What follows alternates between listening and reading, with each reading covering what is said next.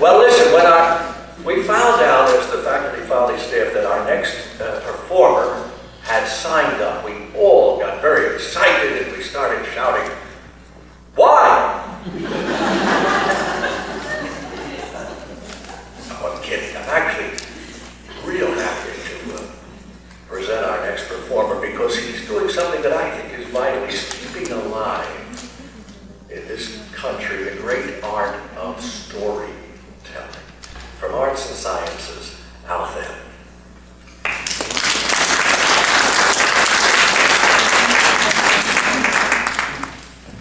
Every parent enjoys making up bedtime stories. And after a while, I learned to write some of them down and collect them in a book. This is a story about a friendship, and it's called Bartholomew's Ghost and the Magic Cheese. Among the undeservedly oldest things in Lansdowne are 2 bits of cheese that had attached themselves to the Beaverman family's refrigerator in 1986. Mrs. Beaverman was among the most diligent of housekeepers, so the cheese had not gone undetected. Her sprayings, scrapings, and scrubbings notwithstanding, both pieces of Monterey Jack remained the most obdurate and intransigent of all dead things in Lansdowne. The family resigned themselves that the refrigerator would go before that cheese did. In fact, in honor of their ages and ability to endure, the cheeses were given nicknames. Edom and Eve. But the story is concerned only circumstantially with cheese, specifically the small bit that became wedged under Bartholomew Beaverman's fingernails as he reached for a cup of strawberry banana yogurt. Bartholomew later attributed his ability to communicate with ghosts to the amazing preternatural power of that cheese to surmount temporal limitations. Bartholomew wiped the yogurt from his mouth that Saturday morning, jumped on his bike, and pedaled over to Arlington Cemetery, where smooth curving roadways wound through rolling hills of grave sites. Beside one of the monuments lay an indistinct form that attracted the boy's attention because of its tendency to flutter. Bartholomew thought he heard a sound like a sigh, and he got off his bike and walked up to the monument.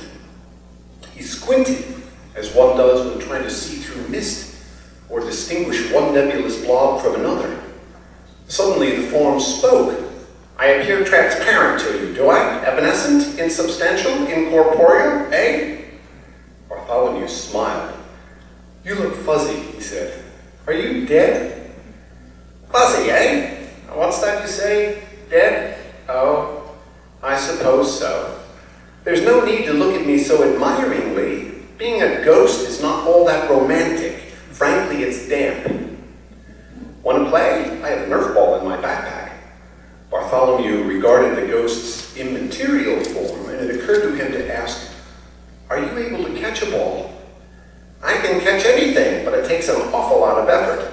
Hide and seek is my forte, but it wouldn't be fair to you. I always win, even when I promise to stay out of the mausoleums. I'd invite you to my grave, but that's just the problem. I can't seem to find it." "Well, why not? Arlington's not so very big, is it?"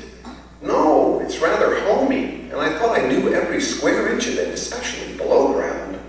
But every time I come to a familiar marking, I become confused somehow." "Well, forget about it for a while then. Why not come home with me? I'd love to play and show you off to, introduce you to my mom. She's nice." "Leave the cemetery? That might be fun." In a few minutes, Bartholomew burst through his front door and shouted, "Mom, can Fuzzy stay for lunch? He's the coolest ghost ever." Mrs. Beaverman called from the kitchen, "He can if his parents say so, and if he likes peanut butter. Bring Fuzzy in here so I can meet him." Bartholomew stepped into the kitchen, pointed with both arms to the air beside him, and said, "Mom, meet Fuzzy." Fuzzy felt proud, for it had been a long time since he had been singled out for attention. Mrs. Beaverman watched Bartholomew gesticulate to empty space, and with an elaborate bow said, "Pleased to meet you, Fuzzy. Sandwiches in 15 minutes. I hope you boys are hungry. Bartholomew, take Fuzzy upstairs and show him your Legos. Oh, Fuzzy is a boy, right?" Bartholomew was surprised to be asked to confirm what he thought was self-evident. Yes, come on, Fuzzy. He was thrilled to learn that Fuzzy did like his Legos, especially the Bionicles and the transforming block bots. Eventually, Mrs. Biberman called, "Lunch is ready. Fuzzy will want to wash too." Bartholomew scrubbed carefully under his fingernails, which had trapped a prodigious amount of graveyard goo, as well as cheese. "Gracia," Fuzzy said, and vanished through the bathroom floor to the ceiling of the kitchen below. "Hey, no fair!"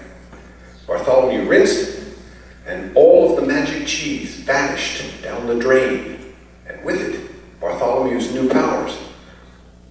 He arrived in the kitchen to find 2 bowls of soup and a peanut butter sandwich cut in 2. "Fuzzy, Mom, where's Fuzzy?" "Dear, isn't he sitting in the chair next to you?" "No." "Fuzzy, Mom, I really can't see him." "Fuzzy!" "Shh, Bartholomew, you'll wake the dead." But Fuzzy had either left the house or passed beyond Bartholomew's ability to perceive him. Either way, Fuzzy was gone, and Bartholomew was devastated. He even rode through every path in the cemetery twice on Sunday, as his father suggested, but found no trace of his new friend. He moped for days and mustered no excitement, even when a new refrigerator was delivered to the house. He climbed upstairs after school on Friday to find Lego blocks neatly rearranged on his bedroom floor to spell, "Thanks, get more cheese." Bartholomew did get more cheese. Gouda, Gruyere, Tilsit, Port, Camembert, Wensleydale with caraway, Stilton. But to no avail. Life is like that sometimes.